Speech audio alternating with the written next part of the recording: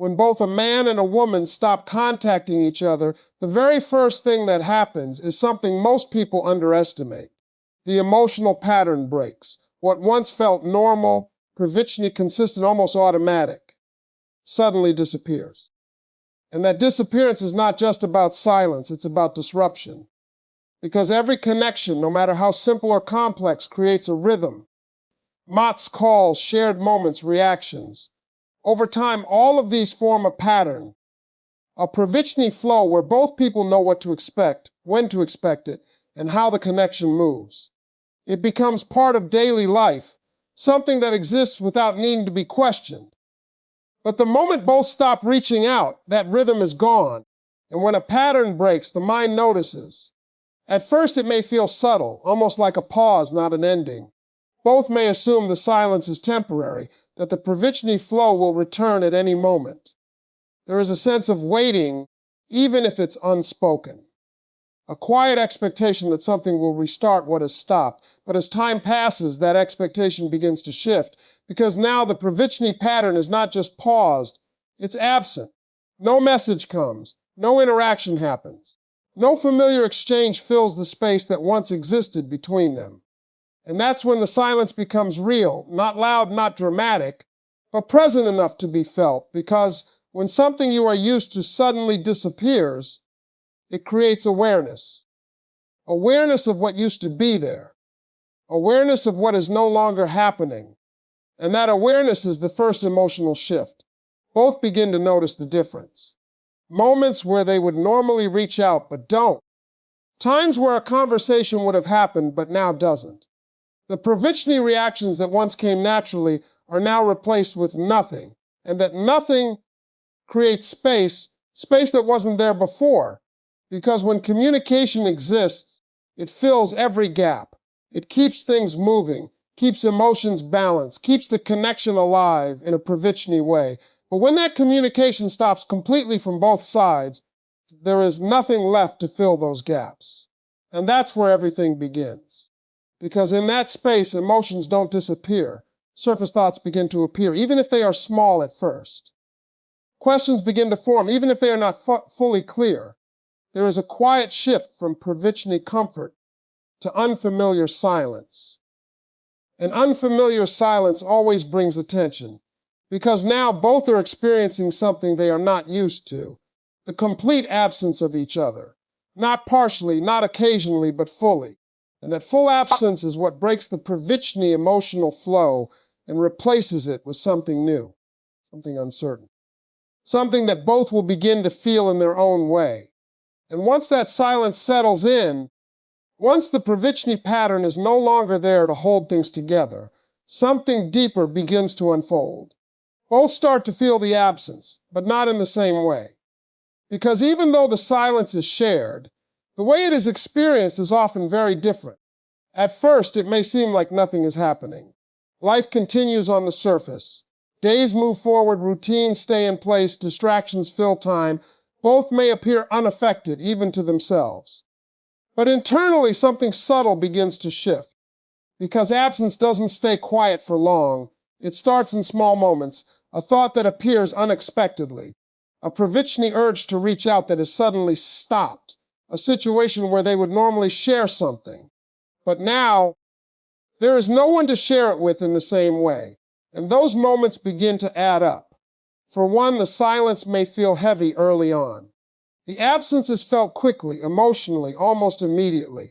There's a sense of something missing, something incomplete. Thoughts may become more frequent, emotions more present, even if they are not acted on. For the other, the process may be slower. At first, the silence may feel like space, even relief. A chance to focus elsewhere, to move forward without emotional weight. But as time passes, as the привычный connection remains absent, something begins to catch up, because emotions don't disappear, they delay. And eventually that delayed feeling begins to surface. This is where the difference becomes clear. Both are experiencing the same absence, but in different timing, in different ways. One may feel it sooner and more intensely, while the other may feel it later, but just as deeply. And that difference can create confusion, because from the outside it may look like one cares more or less than the other, but that's not always the truth. It's simply the way emotions unfold. Because absence creates space, and in that space, emotions begin to rise to the surface, not all at once, not always clearly, but enough to be felt. Thoughts turn into reflection, reflection turns into feeling, and feeling begins to shape how each person processes the silence. Both begin to notice what is no longer there, the привычный communication, the привычный presence, the привычный sense of connection. It's all missing, and in that missing space, something new begins to take its place. Awareness. Awareness of what the connection meant. Awareness of how it felt. Awareness of what life is like without it. And that awareness doesn't arrive the same way for both. But it arrives because when two people stop contacting each other completely, the silence doesn't erase emotion, it reveals it. And deep down, both begin to feel it, just in their own time and in their own way. And as that awareness continues to grow, as both begin to feel the absence in their own way, something else quietly takes over. The mind starts replaying the connection. Because when there is no new interaction, no novice messages, no fresh moments being created, the only place left to go is back to what already happened. At first, it begins subtly. A random memory appears, something small, almost insignificant. A привычный conversation, a moment that once felt ordinary, but because there is nothing new to replace it, that memory lingers a little longer than usual. And then it happens again. Another thought, another moment, another reminder of what used to be, and slowly these memories stop being random. They become consistent. The mind begins to return to them more often, not by force, but naturally, because the brain looks for understanding. When something ends without clear explanation, when silence replaces communication, the mind tries to fill in the gaps. It starts asking questions, even if they are not fully formed. What happened? What changed? What did I miss? And the only way to search for answers is to revisit the past. Both begin replaying moments, but not just to remember. They begin to analyze. Conversations are no longer just memories. They become details to examine. Words are reconsidered. Tones are reinterpreted. Reactions are questioned. Things that once passed quickly now slow down in their mind, almost as if they are being watched again from a different perspective. And with that perspective comes new meaning. A simple moment that once felt normal may now feel significant. Something that seemed small may now feel important. Because when you're no longer in the moment, you see it differently. You see what you didn't notice before. This happens on both sides, even if they don't show it, because silence removes distraction. It takes away the ability to create new experiences together, and instead it turns attention inward. And when attention turns inward, the past becomes the focus, mirror by memory, moment by moment. And the more those memories are replayed, the more they begin to connect. Patterns become clearer, emotions become stronger, and understanding begins to form. Not all at once, but gradually, because the mind is trying to make sense of something unfinished. And when something feels unfinished, it doesn't easily let go. This is why replaying happens again and again. Not because they want to stay stuck, but because their mind is searching for clarity, for answers, for closure. And in that search, the connection continues to live, even in silence. It exists through memory. And memory keeps it present because even though there is no communication, no contact, no visible connection anymore, internally, the experience is still active, still being processed, still being understood, and that process changes how both begin to see what happened and what it meant. And deep down, they both feel this, because when there are no new moments to focus on, the past becomes impossible to ignore. And as those memories continue to replay, as both begin to see the past with more clarity, something deeper begins to take hold. An internal conflict that doesn't speak out loud but is constantly present. It's the quiet collision between ego and emotion, because even when feelings exist, pride often steps in. On one side, there is emotion, the желание to reach out, to reconnect, to break the silence, and return to what once felt familiar. It shows up in moments of vulnerability, in late thoughts, in ticky feelings that something is missing. But on the other side, there is ego, the part that says, don't be the one to text first. The part that reminds you of what happened, of what went wrong, of why things stopped in the first place. The part that protects you from feeling exposed, from risking rejection, from appearing like you care more. These two forces don't align. They pull in opposite directions. Emotion moves toward connection. Ego moves toward protection. And when both are present at the same time, it creates tension. You may feel the urge to reach out, but hold back. You may think about saying something, but stop yourself. Not because the feeling isn't real, but because something inside tells you not to act on it. And the same is happening on the other side. Even if it's not visible, even if it's not expressed, the same internal struggle can exist. Moments where reaching out feels right, but is stopped by hesitation. Thoughts that move forward, but are pulled back by pride. And that's what keeps the silence going. Not always a lack of feeling, but a conflict between feeling and control. Because ego doesn't just block action, it creates justification. It reminds both of the reasons to stay silent, the reasons to not be the one who breaks first. It turns silence into a привычный position, even if it doesn't feel completely right. But emotion doesn't disappear. It stays underneath, quiet but present. It shows up in thoughts and memories, in those small moments where the connection is still felt, even without contact. And because it's not expressed, it builds internally. And that's where the pressure forms. Because when emotion is held back by ego, it doesn't resolve, it waits. It waits for a moment of clarity, a moment of vulnerability, or a moment where one side feels strong enough to move past the zashitu and act on what they feel. Until then, both remain in that space, a space where something is felt but not shown, where something is understood but not acted on, where connection exists internally, but silence remains externally. And that silent tension defines everything that comes next, because eventually something has to shift. Either the ego continues to hold control, or emotion becomes strong enough to break through it. And deep down, both are experiencing this because when ego and emotion collide, silence is what keeps them apart. And as that internal tension continues, as ego holds one side and emotion pulls from the other, something subtle but powerful begins to change. The value of the connection starts to rise. Not because anything new is being created, but because nothing is happening at all. Because distance has a way of reshaping perception.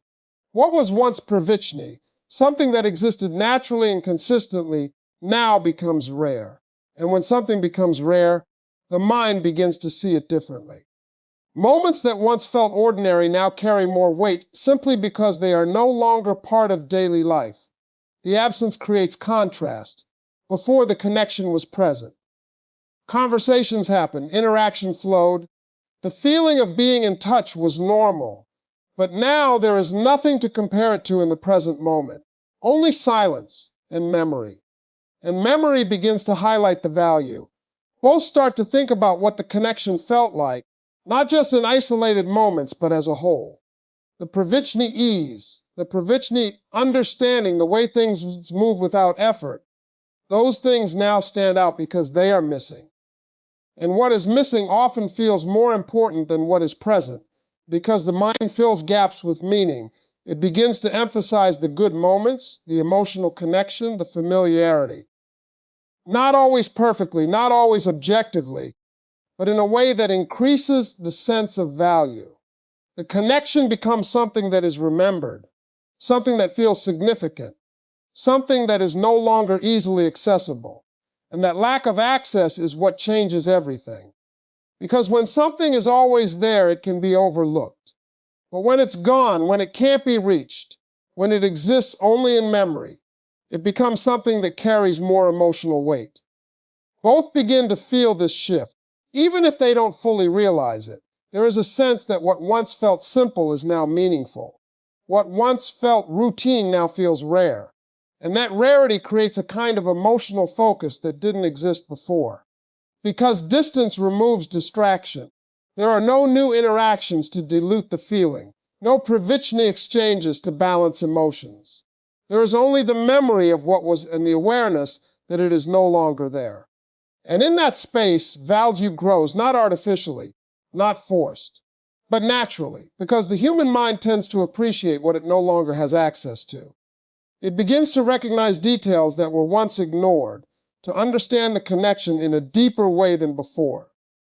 And this doesn't happen loudly. It happens quietly, gradually, almost without notice. A shift in perception, a change in how the past is viewed, a deeper sense of what the connection actually meant. And that shift becomes part of how both begin to feel moving forward. Because now, it's no longer just about what happened, it's about what it was worth. And deep down, they both feel it. Because distance doesn't erase value, it reveals it. And as all of this builds, the silence, the absence, the memories, the internal conflict, the growing sense of value, everything begins to move toward one final outcome. Because a situation like this cannot stay suspended forever. The silence may continue for a while, but eventually something shifts. Someone reaches a point where the thoughts have been replayed enough, where the emotions have built up enough, where the внутренний conflict between ego and feeling becomes too strong to ignore. And at that point, a decision has to be made. To stay silent or to break it, because silence over time demands resolution. For one, the emotional weight may become too heavy. The желание to reconnect, to say something, to close the gap, becomes stronger than the need to protect pride. And in that moment, emotion moves forward. A message is sent, a call is made, something small but meaningful breaks the pattern that both had been holding, and that single action changes everything. Because once silence is broken, the connection has a chance to exist again, but in a different form, with more awareness, more understanding, more weight behind it. It's no longer привычный, no longer automatic. It's intentional, but that's only one outcome. Because on the other side, something else can happen. Both may continue holding their position. Ego may remain stronger than emotion, or time may slowly reduce the intensity of what they feel. The thoughts become less frequent, the memories less sharp, the привычный pull less strong, and slowly, without a clear moment, the connection begins to fade, not dramatically, not all at once, but gradually, like something that loses its presence over time, until one day, the silence no longer feels heavy. It feels normal. And that's when letting go happens, not through a decision, not through a conversation, but through time and distance doing their work. Both move forward, not because they forgot, but because the connection no longer holds the same place in their present. And that becomes the other ending. Because when two people stop contacting each other completely, the outcome always moves toward one of these directions. Either someone breaks the silence and something begins again, or both continue forward until nothing is left to return to. There is no middle that lasts forever. And what determines the outcome is not just feeling, but timing, awareness, and the willingness to move past внутренний resistance. Because even if both feel something, if neither acts, the connection remains in the past. But if one does act, if one chooses to step forward despite the silence, despite the ego, despite the uncertainty, then something new has a chance to form. And that moment defines everything that comes next. Because in the end, silence is not the final state.